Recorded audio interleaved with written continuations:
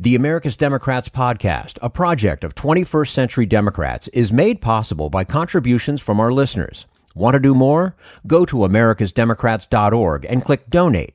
And thank you for allowing us to be your voice. And if you enjoy the show, please share it with your friends on Facebook and Twitter, and leave us a review on your favorite podcast app. This is the America's Democrats podcast, the weekly podcast for stand-up Democrats. I'm your host, Jim Cuddy. This week, what Democrats need to do to protect our elections from disinformation, bots, and hacking. And what every presidential candidate should do to protect human rights. Plus, Bill Press on President Trump's chaotic foreign policy. Had enough of Fox News, the House Freedom Caucus, and Donald Trump? If you want the facts that you won't get from them or from the fake news sites of the alt-right, then stay tuned. Our sponsor, 21st Century Democrats, works hard to get everyday Democrats involved in returning our party to its roots and to success at the ballot box. Sit back and listen, then stand up and fight. And follow 21st Century Democrats on Facebook for all the latest progressive news. We're glad you can join us. Trolls, bots, and deep fakes are dangerous realities in our current political landscape that poison our discourse and weaken our democracy. Simon Rosenberg has spent years understanding and fighting these threats, and he says the power is in our hands to stop them.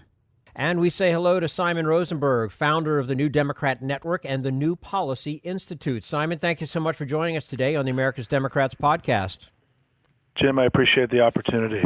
And the pleasure is ours. We just received a review from the Justice and Homeland Security Departments that states that foreign meddling and hacking had no material impact on the U.S. midterm congressional elections. That's great. I'm guessing this does not, however, put the issue to rest. No, it doesn't, because we also heard last week from DNI Coats and the intelligence community. They expect that Russia and other hostile foreign powers will be escalating their involvement in the elections leading up to 2020, and that it won't just be Russia. They expect multiple countries using more sophisticated techniques and tactics. And so, the real issue here is that what we've learned in the last few years is that the internet can be exploited by malicious actors using fake accounts, spreading fake information, right, that can get to the point of having a material impact on our domestic dialogue and debate here in the United States. And I think that part of the work that I've been doing, along with many other people, is to try to mitigate that and to lessen it in our discourse so that people, the American people, get to control their debate and pick their leaders. And we've got a lot of work to do. We are not safe. I think we're very behind. We're behind on where we should be as a country in really confronting all this. Well, your organization has been very aggressive about educating Americans on the threat. In fact, in 2017, you issued the primer on social media bots and their malicious use in U.S. politics. What are the key takeaways that citizens need to understand about how bots work and how they can influence democracy? Well, let me do one vocabulary thing for a second, right? Because we're still all learning this together. Bots are just an account on the internet that gets automated to either spit out lots of information quickly or to key off of certain search terms or words. And what we often talk about who study this stuff are trolls. I mean, it's the idea of people who are on the internet causing malicious activity. And they can be a bot, but not every bot is a troll, and not every troll is a bot. But the point is, there's malicious actors out there who are intentionally spreading myths and disinformation in our system. And I think, first of all, people just have to be aware of that's happening, right? That not every voice that you connect with on the internet is authentic and real and not well-intentioned. It took me a long time, as somebody who goes on television a lot and wanted to respect people's back and forth with me on Twitter and Facebook. I didn't really understand until I really started studying this that a lot of the people that were interacting with me weren't real, and they were malicious actors who were there to attack me and to set me off my guard and to weaken my resolve to interact on the internet. And once I realized that was happening, and I started looking at accounts, and when I look at an account, I try to see if there's an actual picture of a person. Does their description of themselves seem real, right? Is there some kind of an identifying mark that makes you feel like they're an actual human being instead of a fake account? And I now block people very quickly, and I think people should feel free to block. It's not anti-democratic. It's not anti-free speech. There are malicious actors. I have a very low threshold for blocking.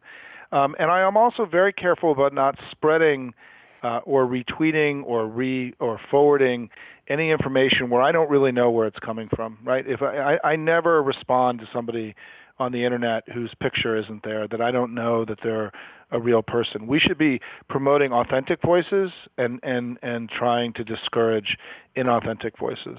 And that's just what a citizen can do. What we did at the DCCC as a political party is we brought in a powerful set of tools that allowed us to see bot activity on Twitter. It allowed us to see other activity on all the other social media platforms, and we were able to identify inauthentic and malicious activity using these tools. And we worked with Twitter, Facebook, and YouTube to have them taken down. We had many takedowns. With them, tens of thousands of accounts on Twitter were taken down that were acting in an inappropriate manner. Were they from overseas? Were they domestic? That's hard to know. My own view is that this is going to become the domestic problems may end up becoming a bigger issue than foreign intervention. But we're not powerless. We can see a lot of this stuff. Trails are left. We have to learn how this all works. And I'm really proud of what Ben Ray Lujan, the chair of the DCCC, allowed us to do. We built the first party-wide disinformation effort, and it really worked. And I'm hopeful that becomes industry standard across all of our campaigns and all of our party committees going forward. I want to stick with the vocabulary theme a little bit. We recently have been hearing about a new term entering the discussion, deep fakes. How do these work? Deep fakes are scary. Deep fakes are faked audio, video, text that you can't tell has been faked. And so the famous one is using artificial intelligence. And it's at the point now that artificial intelligence can mimic the voice and the facial movements of prominent figures very easily. And so if you want to go on the internet and see how this works, type in Obama deepfake, and you can see Barack Obama talking to you about an event that never happened, and it was not something he ever actually did. And it's very difficult to know that this wasn't true and happened. I mean, you would assume this was real by looking at it. And so we not only have, this is a new and dangerous evolution of these tactics that we're going to be dealing with. And Congress is actually very focused on this. I mean, there's already going to be congressional hearings about this. And both Democrat and Republicans have expressed a lot of concern.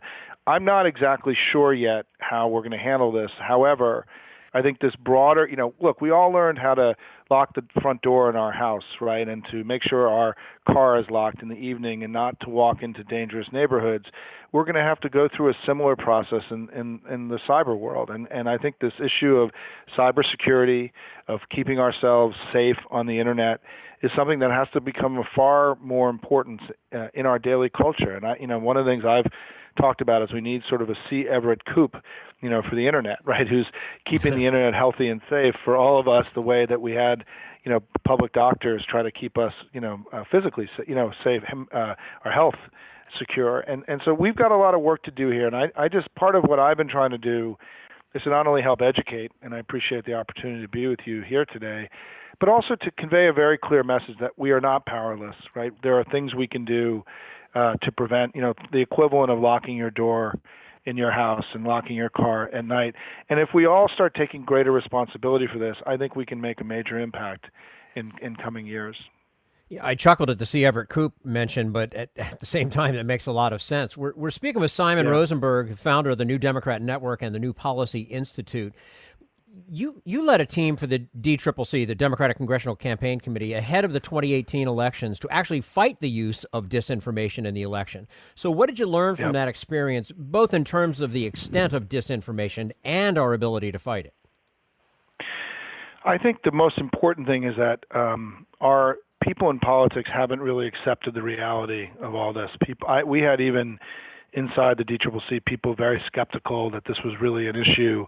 And in the first week that we were up and operating, we found 105 Russian accounts tweeting into our campaigns. And I think it sort of made everybody realize right away that there was a real problem here. And so I think, first of all, not treating this like it's tinfoil hat stuff and that this is real and that it's something we have to address. Second is that we have to, be empowered. We have to take action. We have to go fight, right? We shouldn't be powerless. A lot of the commentary you read on the internet about this is like, oh man, what do we do? How do we stop all this? And what's the government going to do? Well, our view is we can't wait for the government and for the platforms to take action. There are things we can be doing now. And I'm working now with the party committees and some of the presidential campaigns. I mean, my strategy for 2020 is twofold in terms of taking what we learned and applying it to the presidential election. One is that I do think that the DNC and the state parties and the major Democratic presidential candidates should agree to some kind of common pledge where they agree to forego the use of these illicit tactics against one another in the Democratic primary. We shouldn't be using fake accounts and deep fakes and trolls and bots against other Democrats in a presidential race. We should agree to not do that. And I think that will help minimize the proliferation of these tactics, which will make it easier to identify the truly malicious actors who we can then mitigate, and take down, right? The second is that I think it's really important that each of the presidential campaigns in the DNC set up their own disinformation shops, similar to what we ran, learn how to cite, to see this stuff, and to take action against it, to get it taken down, or to start responding using traditional communications means, either television ads or internet ads. I mean, one of the most important things we did at the DCCC was our number one step was that we wanted to be loud. If you're not loud on the internet, if you're not loud on Twitter and Facebook, if you're not driving the discourse, you're more likely to get manipulated by others. And so the very first step we took was the DCCC spent a lot more money on both advertising on the internet and also new organic material created by the committee and by the campaigns themselves. I think it's one of the reasons we did so well in this election. We really communicated in a modern way with a lot of our voters that needed to hear from us on the internet. So I'm optimistic that some version of what I'm describing is going to take place. I've already had discussions with some of the presidential campaigns.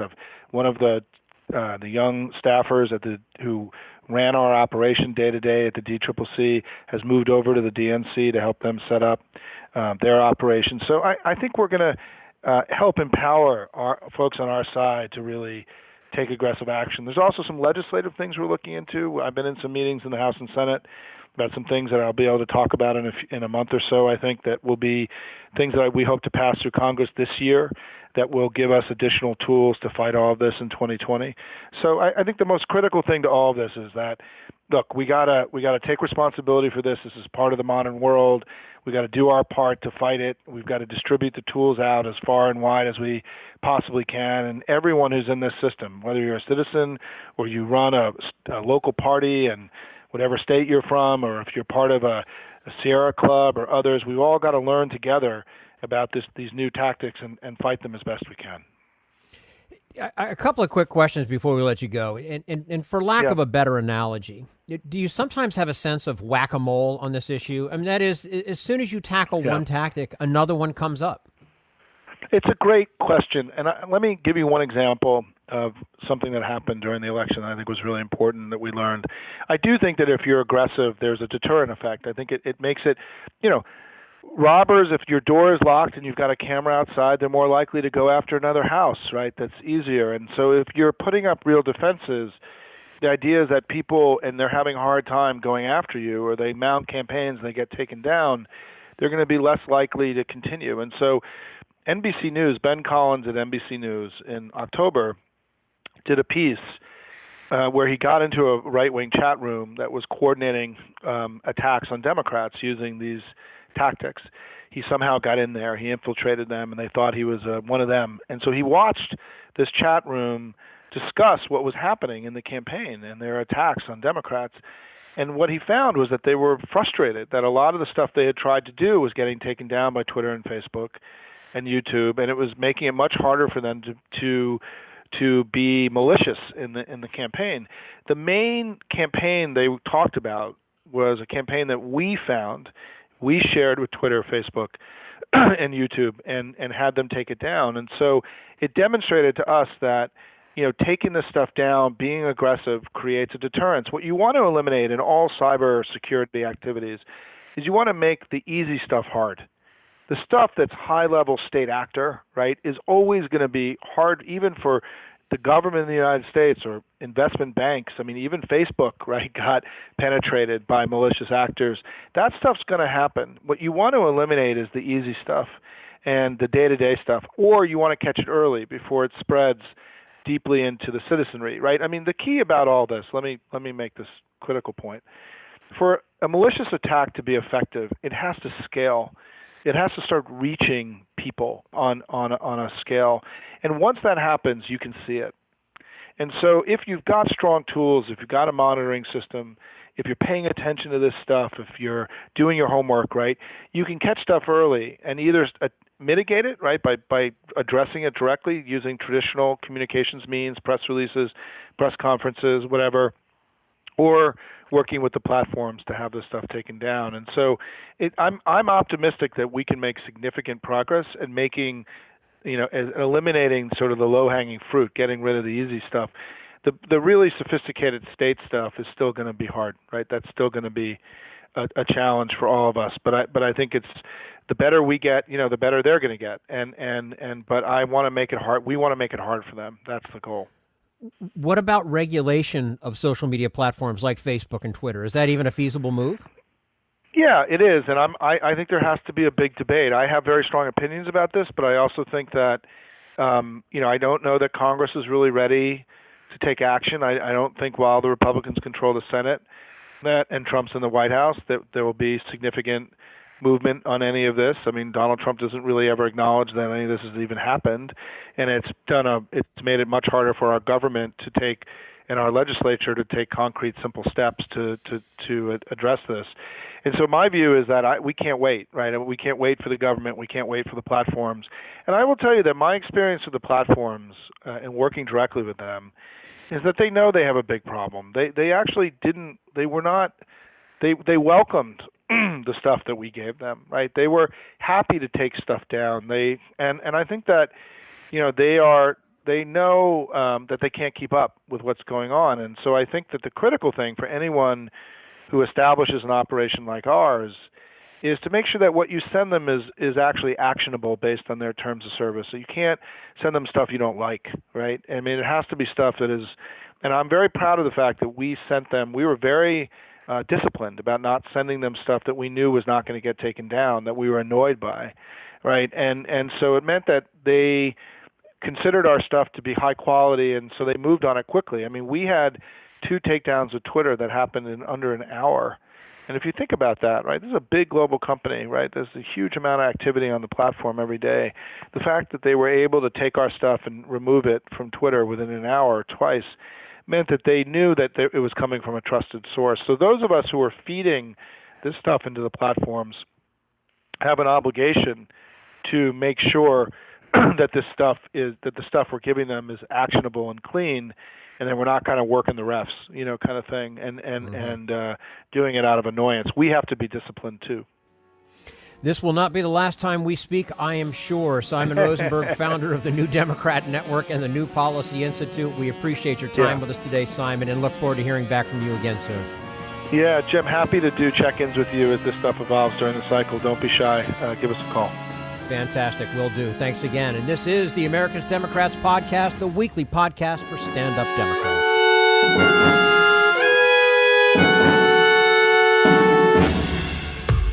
We want you to sit back and listen to this americasdemocrats.org podcast, a project of 21st Century Democrats. But we need you to stand up and fight. Do you want to get involved and help get our party back to its roots and to success at the ballot box? You can make your contribution to help us keep this show going and to elect Democrats who will stand up for democratic principles. Go to americasdemocrats.org and click on Donate at the top of the page. Social Security measure. I believe that we must pass legislation to provide medical care. This is our tradition. When our grandparents came to America, it was the Democratic Party which said, welcome. It was the Democratic Party, the party of Roosevelt and Truman and Kennedy and others, who said that America belonged to all its people, not just a handful of the rich or a few giant corporations. That's why great leaders like FDR fought so hard for Social Security, and why JFK stood up to the insurance companies and their Republican allies to get Medicare. It's not just one thing, or one time, in one place. It's about a whole history of standing up to the Republicans and saying someone has to be on the side of regular working people in America, whether it's defending Social Security or just the way your loved ones are treated on the job. That's what the Democratic Party is all about. And that's why this message has been brought to you by the Democratic Party. Working people like you and me. Paid for by 21st Century Democrats. Not authorized by any candidate or candidates committee. This is the America's Democrats podcast, the weekly podcast for stand-up Democrats. Coming up next, a mandate to 2020 presidential candidates. Restore U.S. human rights leadership. But first, we turn to Jim Hightower, America's #1 populist, for his common sense commentary. Campaigns end on Election Day. Movements don't. Voting Day is a timestamp for measuring our progress as a progressive movement. And when the polls closed last November, it was clear that the intensive organizing by grassroots groups throughout 2017 and 18 had paid off. But let's not forget that it's all the days in between elections that matter on Election Day. We're like farmers and gardeners. We must do grub hole work through the spring and summer in order to enjoy a good harvest in the fall. Most political opinion writers assert that, with 2018 in the rearview mirror, it's time to focus on 2020's superflagellistic-expialidocious presidential campaign. Given the exigencies posed by a deranged Trump, that's an understandable instinct, but it's wrong, at least for those of us who want to build a durable, progressive movement. For us, 2019 is the time to focus on 2019. Already, thousands of races for mayor, county office, school board, legislature, and more are gearing up. Many establishment media analysts and political professionals scoff at these lesser offices, seeing them as inconsequential to big-picture politics. Yet, they're actually key to movement politics, for they hold serious power for directly improving common people's lives. They tend to be more issue and solution-oriented and less vulnerable to sabotage by right-wing ideologues. They often have broad authority, allowing for bold policy innovations. They're training grounds for future contenders for higher office, and they are winnable with principled, low-dollar grassroots campaigns. This is Jim Hightower saying, indeed, these races are the essence of percolate-up politics.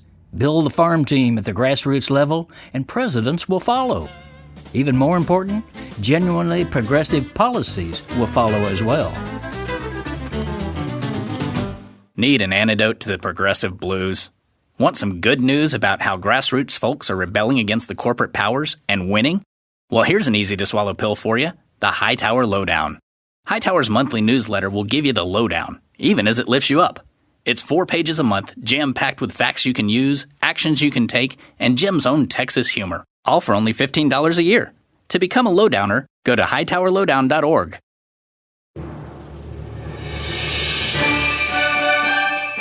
This is the America's Democrats podcast, the weekly podcast for stand-up Democrats.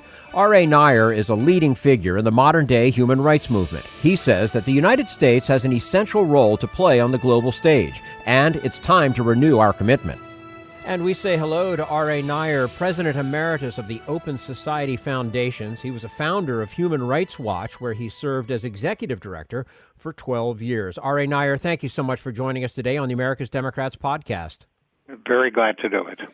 And we're glad to have you with us. You recently wrote a piece posted at the website Just Security with a mandate to any candidate in our next presidential election to restore U.S. human rights leadership. Now, human rights is usually not a leading issue in a presidential election platform. Why should it be? Well, I think it's important for the United States to be respected not only for its military power and its economic power, but also because it stands for the principles on which the country was founded. And when the United States ignores human rights or itself practices abuses of rights, it diminishes the standing of the United States. Aside from that, of course, I'm hopeful that standing for human rights would have a positive impact on other countries around the world. Now, specifically with regard to the 2020 election, any candidate for president will have to undo some of the damage our current president has brought to our country's human rights record. What are some of the failures of the Trump administration on human rights, and what's the cost to our nation? Well, I think the cost is specifically based on those issues that happen to get a great deal of international attention.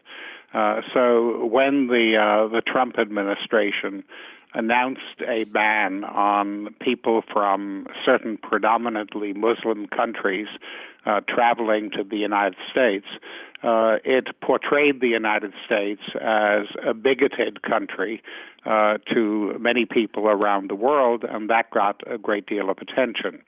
I think the other issue that particularly attracted attention internationally was the president's fulminations against the people trying to enter the United States across the southern border, and especially the separation of children from their families at the border. I think a great many people were horrified by that particular practice, and I think it did damage to the reputation of the United States. Mm-hmm. You list some of the issues that you would want any candidate to address. Among them is freedom of the press. Given the grave assault on the importance of free media in recent years, how could a politician restore respect? Well, I think one way to do it is to treat the press respectfully on a day-in, day-out basis, labeling them the enemy of the people or talking all the time about supposed fake news has a bad impact. Beyond that, I think it's important for the United States to stand up to countries that particularly engage in abuses against the press, so that the countries that lead the world in imprisoning journalists are Turkey and China, and indicating a concern for the journalists in Turkey and China who have been imprisoned would be a very valuable thing to do. There have been occasions when the United States, under the Trump administration, has spoken out for freedom of the press. For example, the two Reuters journalists in Myanmar, Burma, who were imprisoned for reporting on crimes against the Rohingya minority. The United States has spoken out on that case, and I'm very glad the United States has spoken out on that case. But if the United States does not do it consistently and ignores the fact that more than 50 journalists are in prison in Turkey, the United States does not have a reputation for standing up for freedom of the press. It seems like, especially with the examples that you've just given, it's a one step forward, multiple steps backwards with this administration. Yes, I think that's a good way to characterize it. Mm-hmm. We're speaking with Aryeh Neier, President Emeritus of the Open Society Foundations. He, of course, was a founder of Human Rights Watch, where he served as executive director for 12 years. Aryeh, you also speak to the importance of global cooperation in addressing human rights abuses, which would include participation in global governance bodies such as the International Criminal Court. And President Trump is not the first to question U.S. participation in such organizations. Is this something you believe the American public will accept? Yes, I think the American public would accept it. The administration that was most hostile to the International Criminal Court was the administration of President George W. Bush. In particular, the hostility to the International Criminal Court was associated to John Bolton, and Bolton was Bush's acting ambassador to the United Nations. At a certain point, however, Bush or Bolton had to step aside because his confirmation was pending in the Senate, and Condoleezza Rice, as Secretary of State, exercised the power to deal with international institutions that Bolton had previously exercised. And Condoleezza Rice did not oppose the resolution in the UN Security Council referring Darfur to the International Criminal Court, rather than veto the resolution in the UN Security Council, which would have happened if Bolton had been confirmed as U.S. ambassador. Condoleezza Rice abstained. That's what allowed the Security Council to refer the Darfur case to the UN Security Council, to the International Criminal Court. And I think most people in the United States were, on the whole, pleased that the case had been referred to the International Criminal Court. The Obama administration was not able to go to the Senate for ratification for the treaty for the International Criminal Court, but it cooperated on an ongoing basis with the court. And again, I think most Americans were supportive of cooperation with the International Criminal Court. So I think we have a case where a particular individual, John Bolton, who has been prominent in both the Bush administration and the Trump administration, is the sworn enemy of the International Criminal Court. But I don't think that enmity goes very deep. Mm-hmm. President Trump has also voiced support for many so-called strongmen around the world, yes, to include authoritarian leaders such as the Philippines' Rodrigo Duterte, and of course Vladimir Putin. What's the cost of these endorsements? Well, I think the cost is very significant. It puts the United States on the side of the most reprehensible authoritarian figures in different parts of the world, people like Viktor Orban in Hungary, as well as Putin and Duterte, and even Kim Jong-un, who has been praised by President Trump. I don't think most people around the world think that the United States is run the way those countries are run, but the fact that the United States expresses approval for regimes of that sort tarnishes the image of the United States. Right now, the United States is taking what I think is an appropriate stand against another strong man, Nicolas Maduro, in Venezuela. I think if the United States continues along its present path of speaking out for democracy in Venezuela, but not interfering militarily, it will have a good result.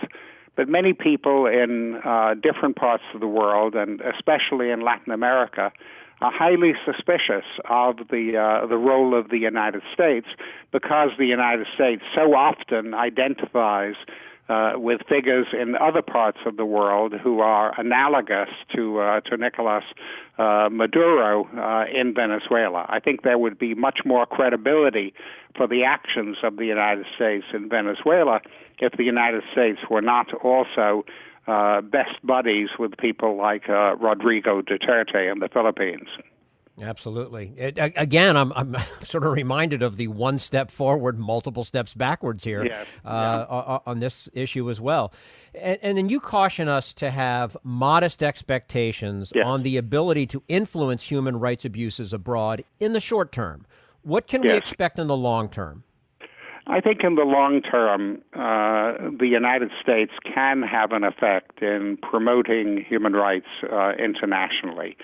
You know, during the 1980s and the 1990s, there were great steps forward in the protection of human rights. At the beginning of the 1980s, the communist regimes were in power in the Soviet bloc.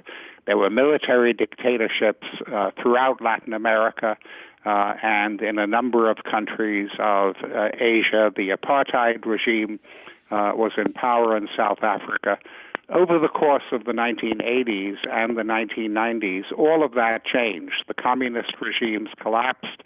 The military dictatorships in Latin America collapsed. The military dictatorships like those in the Philippines under Marcos or in South Korea collapsed during that period. The military dictatorship in Indonesia collapsed.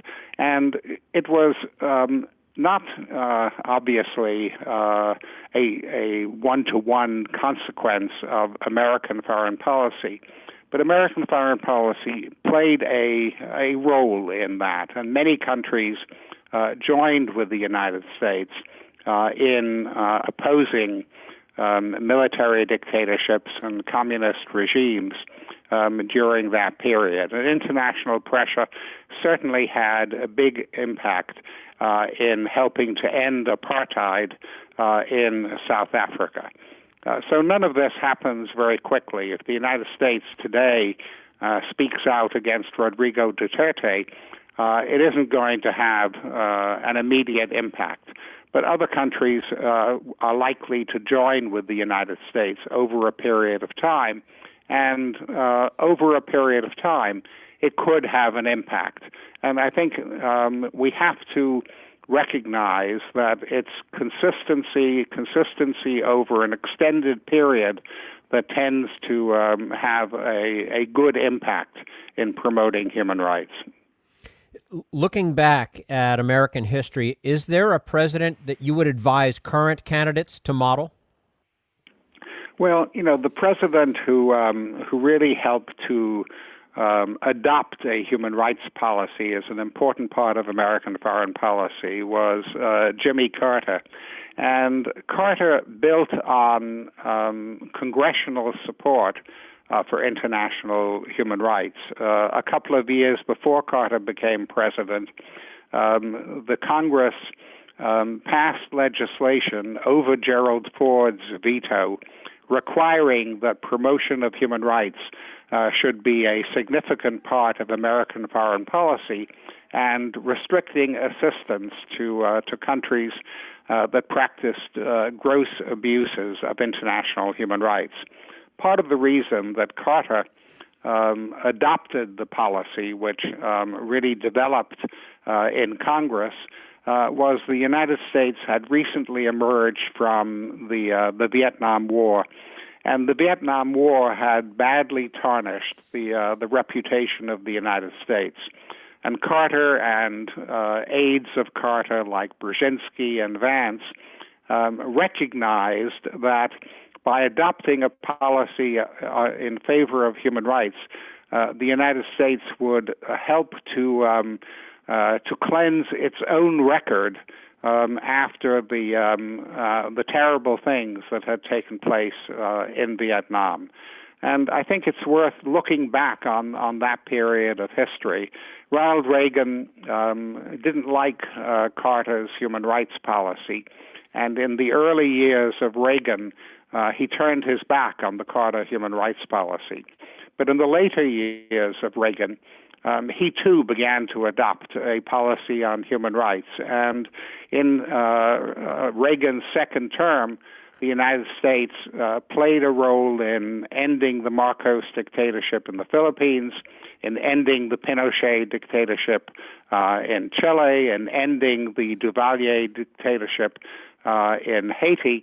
And so the Reagan administration, which started out in the opposite direction, ended up by maintaining the human rights policy that had originated during the Carter administration. History is our greatest teacher, there's no doubt about it.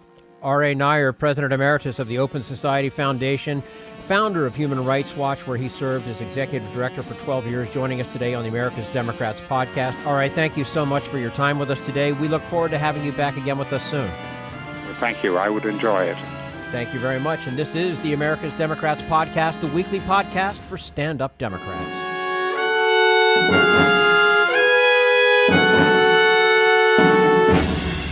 We want you to sit back and listen, but we need you to stand up and fight. Help get our party back to its roots and to success at the ballot box. Make your contribution to keep the americasdemocrats.org podcast, a project of 21st Century Democrats, on the air, and help elect stand-up Democrats. Go to americasdemocrats.org and click on Donate at the top of the page.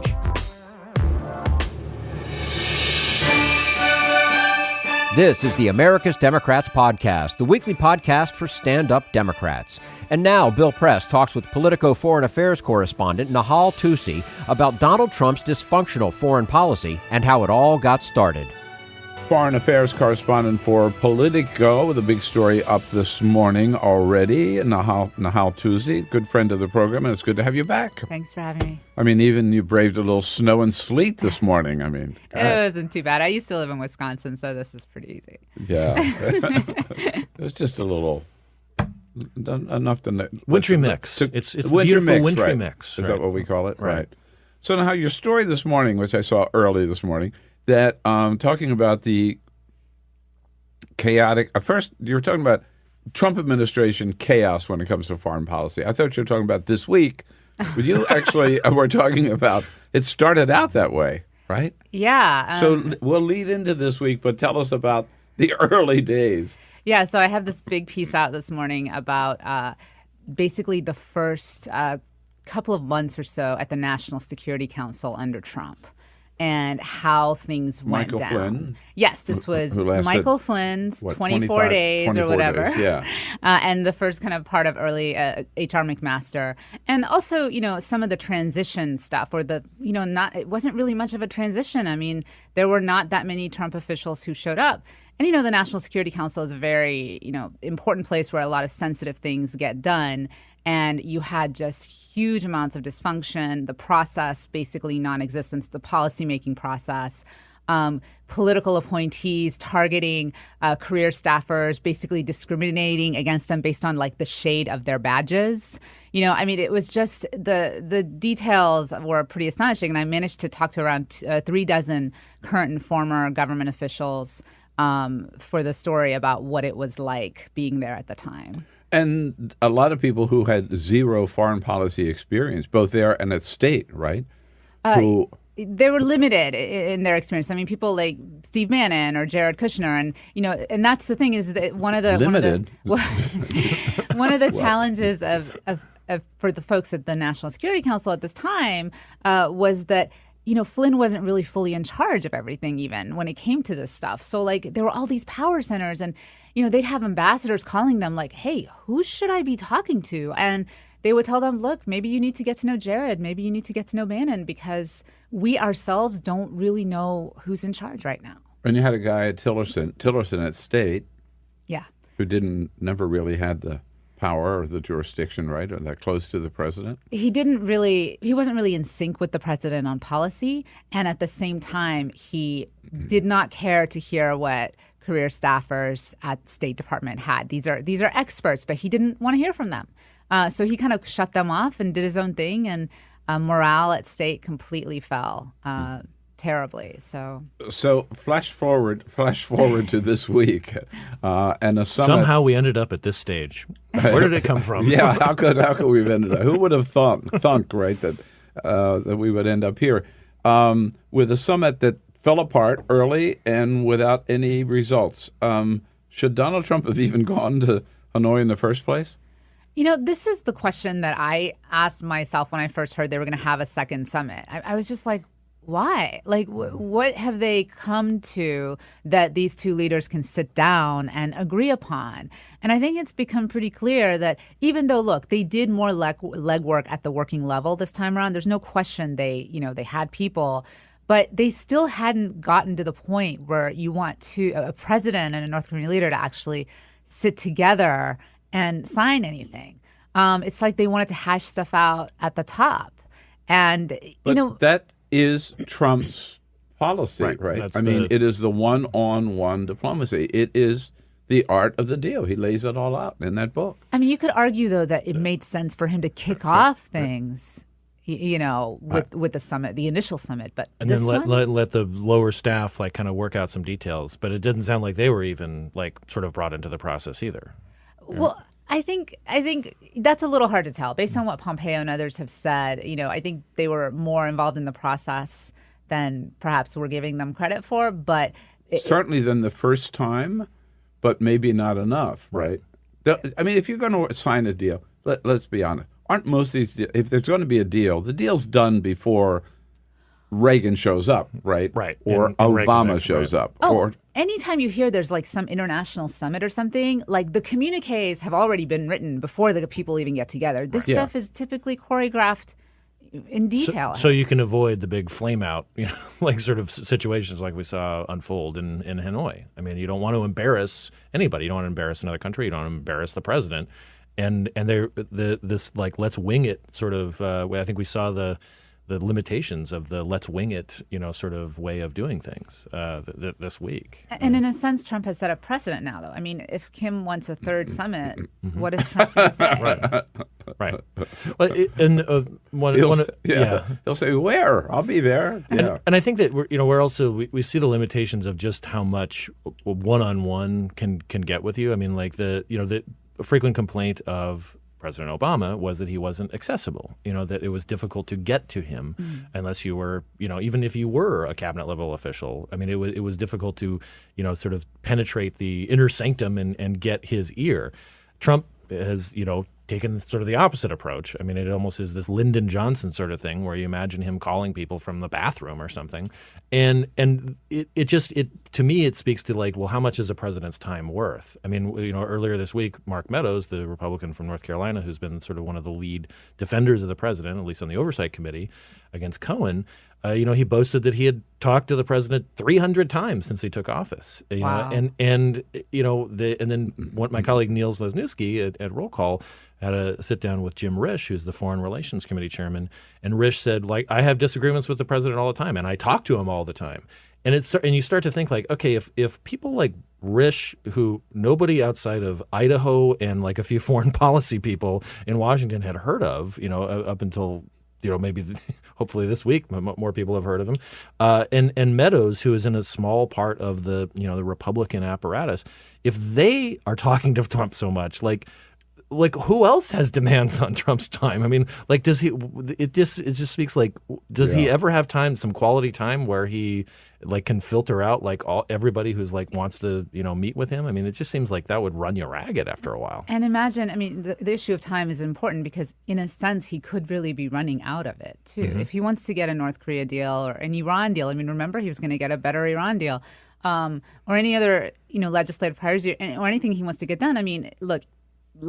Assuming he does not get reelected, he could get reelected, and then it's a different thing. But you've got less than 2 years. You're going to be running for reelection, so the campaign's going to eat up a bunch of your time. If he is not reelected, he's going to be a lame duck, toward the end as well. And then to top that off, I mean, then there's the investigations, Mueller and others, and so who knows what's going to happen. So he doesn't really have that much time in many ways, and yet people are he's taking everybody's calls. So. Right. Well, I want to get to the end of the summit. What happened at the very end of the summit? But first, I can't resist a little sidebar about Steve Risch or Jim Risch. Jim Risch. Yes. There you go. Right on the nose. Or Jim Risch. I was actually at a black tie dinner about a year ago. In Washington, and there's this gentleman at the table, and somehow Idaho was mentioned or something, and I said I'd only been there once, and he said, "Oh, that's too bad. It's a good state." I said, "Oh, you're from Idaho?" He said, "Yeah," and I said, "Oh, okay, yeah. So, what are you doing in town? What do you do?" I said, "Oh, I'm a senator." I said, "Oh, you're a state senator?" And I was, "Oh no," he said, "No, I'm the United States senator. I'm the senior senator." I was so embarrassed. I had no idea. He could have been our waiter, and I would have been.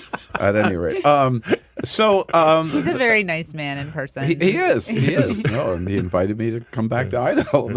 Oh, he's the junior senator. That's right. Is it? Yeah. Oh, okay. Yeah. Sorry. Well, he's the senator. Who is the senior senator? For so Mike Crapo. There you is go. the banking committee chairman. At the very end, the president holds a news conference to talk about what went wrong with the summit, and he is asked about touchy subject, Otto Warmbier. And here is the president's unbelievable response. Have you in Singapore or here confronted Kim Jong-un about Otto Warmbier's death? I have. Asked him to take responsibility. This is long, What did he but say listen to to you? the And whole why thing do you here. call him your friend? I have, and I have talked about it, and I really don't think it was in his interest at all. I know the Warmbier family very well. I think they're an incredible family. What happened is horrible. I really believe something very bad happened to him, and I don't think that the top leadership knew about it. I got the prisoners back. I got the hostages back. And Otto was one of the hostages, but Otto came back in shape that was not even to be talked about. I thought it was horrible. Now, the others came back extremely healthy, but Otto came back in a condition that was just terrible. Those prisons are rough. They're rough places, and bad things happened. Yeah. But I really don't believe that he was. I don't believe he knew about it. Did he say? Did he tell you that he did not? Did Kim Jong-un tell you? He felt badly about it. I did speak to him. He felt very badly. But he knew the case very well, but he knew it later. And you got a lot of people. A big country, a lot of people. And in those prisons and those camps, you have a lot of people. And some really bad things happened to Otto. Some really, really bad things. Why are you? But he tells me that he didn't know about it, and I will take him at his word. Yes. He tells me how he didn't know about it, and I will take him at his word. Even Rick Santorum couldn't handle this, like on CNN yesterday. One of the president's most loyal, cable network, defenders said this is just gross. The excuse it's a big country. A lot goes on in that country, right? Yeah, a couple of thoughts. First of all, nothing goes on in North Korea without Kim Jong-un knowing about it. And part of the theory of Trump's case of meeting with Kim Jong-un over and over is that that's why, because he's the man in charge and nothing happens without him knowing about it. I mean, an American hostage being held by North Koreans, Kim Jong-un would have known about it and probably was very much apprised of what was going on. But look, there's one other thing, though. I mean, and yes, this is a pattern with Trump. He says he, effectively believes Mohammed bin Salman when it comes to the death of Jamal Khashoggi. He takes Vladimir Putin at his word about, election interference. Right. But you also have to remember this in the North Korean context. I mean, he's trying to get a nuclear deal, and trashing Kim Jong-un is not going to help him necessarily do that. He may be thinking, look, I can't, I don't want to destroy my personal relationship with the guy. At the same time, there's a different way to do this, right? You can simply just say, we discussed it and I told him our views and we moved on. You don't have to say, I told him in the strongest him. Possible terms what we think about what happened to this young America, whatever, right? But yeah, I mean, you mentioned the Saudis. I mean, our relationship with the Saudis is not a new thing. Like presidents have in both parties have been able to, sort of bob and weave around widespread human rights violations in the kingdom because they're our ally and because we have to keep them on our side. And there is a way to do this, like you said. But it's and this is again where Trump just keeps talking, and it just makes it worse and worse and worse for him. That he not only there's a way to, like you said, just dismiss it and just be like, it's a really sensitive topic. It's a conversation that we had. It wasn't a very pleasant conversation, but like the bigger picture, we can't let kind of get away from us. But he just kept saying he didn't know anything. It's a big country. Bad things happen in prisons, especially concentration camps. I'm just like, what? Yeah. I can't imagine how the Warmbier family feels today, hearing the person they thought was their ally and basically roll over.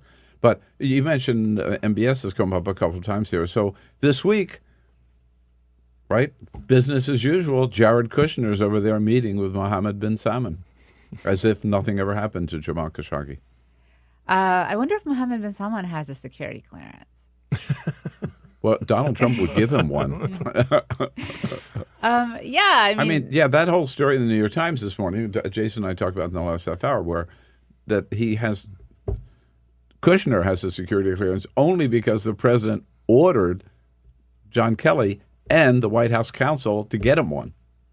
That the CIA would not give him one on their own. a lot of national security folks are furious about this because, look, I mean, to get a security clearance, like, you have to go through so much. You know, I mean, it's a really difficult process. These people work so hard for these clearances to get these jobs, and then they see Jared Kushner, and it's pretty amazing. And yeah, he's in the Middle East. He's trying to tout his Middle East peace plan to Arab leaders, trying to get them on board.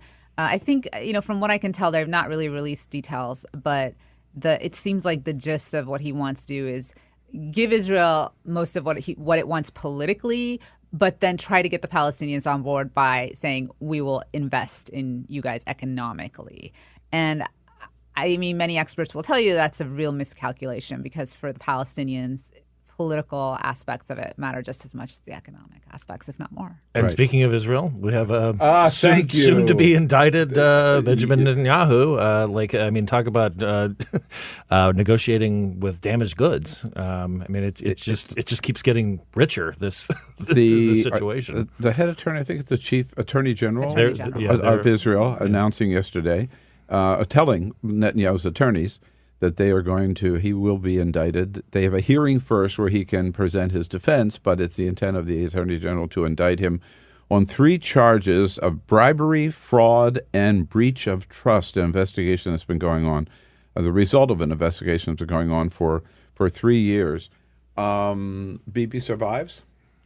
I would be willing to bet that he will survive this. Really? Because he seems indestructible. He's been there so long. I mean, can you imagine Israel without Benjamin Netanyahu? And this has gone on for it's been like 3 years. Like, it's just like, I'm like, really? Are you really going to indict? Because we've been hearing about this forever. Like, I don't know. But what's interesting is that these charges include gifts that he got in return for special favors, right? Cigars. Yeah, this is like just garden variety graft. Yeah. This isn't collusion with like the Russians or anything. Like this is like expensive cigars, champagne, parties, favorable news coverage. This is the kind of stuff that allegedly he was trading, influence. But he's also already in trouble with a lot of American Jewish supporters too, because with these elections coming up, he has allied himself and made a deal with the most racist political party in Israel, because some of the others have abandoned him, so he needs to, get enough support there. With Meir Kahana's party, whose policy is throw all the Arabs out of the Middle East or out of Israel. I mean, go ahead. This is all you. How can he do that? It's just contradictory to everything Israel stands for. Well, one thing that's interesting about Israeli politics is it is very vibrant. There's a lot to choose from. This is hard to. Okay, look. So there's a KKK in this country too. Most people don't have a problem rejecting them. There's a lot to choose from, right? Look, Jesus. As a foreign affairs reporter, one of the things I find fascinating is how is this going to affect Bibi's relationship with organizations like AIPAC and others. AIPAC condemned his alliance with this party, whatever the party's called. But if I'm correct, they've all still nonetheless invited Netanyahu to speak at their annual gathering, and so people are kind of upset about that, and they're saying you need to break ties completely. But they did say this was totally over the line. This is wrong for Bibi to have any alliance with him. That they've condemned this organization, and now for Bibi to partner with them, they've condemned, and good for AIPAC for that. So J Street and all the other organizations, I think. It's stunning. I think it shows what lengths a lot of people will go to stay in power. Yeah. And certainly, it's an age-old story. So, by the way, the election is up April 9, which is pretty close. Right. 6 weeks, if you will. And yesterday, so Netanyahu said, let's hold off on this indictment until after the election, right? Of course and he the did. judge said, no, we're going to have that hearing as fast as we can, And then the people of Israel will say, okay, you've got guys indicted on 3 counts, or that's certainly going to have some influence on the election. And frankly, if you're like Jared Kushner and you want this Middle East peace plan and you want Bibi on board, and Bibi's gone, like, then you're going to have to get to know a new, right. Yeah. Well, and too bad. You haven't seen the deal. No, I don't mean. All I'm saying is, I personally, my feeling is, you don't let, if convicted, right, Bibi stay in there just so Jared Kushner can get his peace deal. I think there are more important things, right? It also just, I mean, on a global scale, when you look at like the sort of overall chaos of a lot of our allies in this area, I mean you have Israel in this like crazy kind of situation. You have Brexit also going on. I mean, like this is not a good springtime for like mature democracies. I mean, we're kind of flailing a little bit on many fronts. Yeah. The president has said again that we've talked about this last time you were in. ISIS is done. We've wiped them out. So bring all our troops home, but we'll leave 400 there now. Or kind of, so to keep Lindsey Graham happy. Yeah. What is going on in Syria? I think I said this last time I was here. I still don't know what the Trump administration's Syria policy is. I still don't know the plan. And I think there's a few people in the Pentagon who share your. No, I know there are, because they're like, I asked them and they're like, we don't know. And I'm like, well, what do you do all day over there? But I mean, it's like he says that ISIS is defeated. That's highly questionable. Maybe they're defeated on the ground, but there's still plenty of ISIS fighters around, and they can pretty easily regroup if you leave a vacuum. Right. And again, I think it's really important to remember this. These are not American troops who are, out there like infantry guys, like lower level. I mean, these are American troops who basically, they're like the skeleton of the whole operation. They hold everything together. Yeah. Right? They're the ones who are organizing, coordinating. They're the brain power. And so when you pull them out, the local militia, the local fighters, et cetera, it just all... It's tough. Not much time left. We have a new ambassador to the UN nominated. Not nominated, yet. Right? Not even officially nominated yet. Oh, okay. No. The person who's talked about? Right.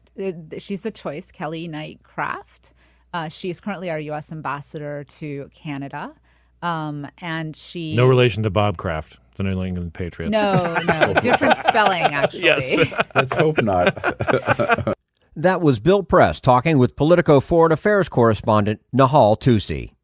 That's all for the America's Democrats podcast. Thank you to all who made today's show possible. Simon Rosenberg, Aryeh Neier, and the entire Bill Press team. And thank you for listening. If you liked what you heard, please get involved in our efforts to keep this show going and to elect Democrats who are bringing the party back to its roots. Go to americasdemocrats.org and click on Donate at the top of the page. And be sure to find 21st Century Democrats on Facebook and Twitter, and leave us a review on your favorite podcast app. For the America's Democrats podcast, I'm your host, Jim Cuddy. We want you to sit back and listen, but we need you to stand up and fight. Join us. Support the americasdemocrats.org podcast, a project of 21st Century Democrats, and help elect Democrats who will stand up for democratic principles with your contribution today. Go to americasdemocrats.org and click on Donate at the top of the page.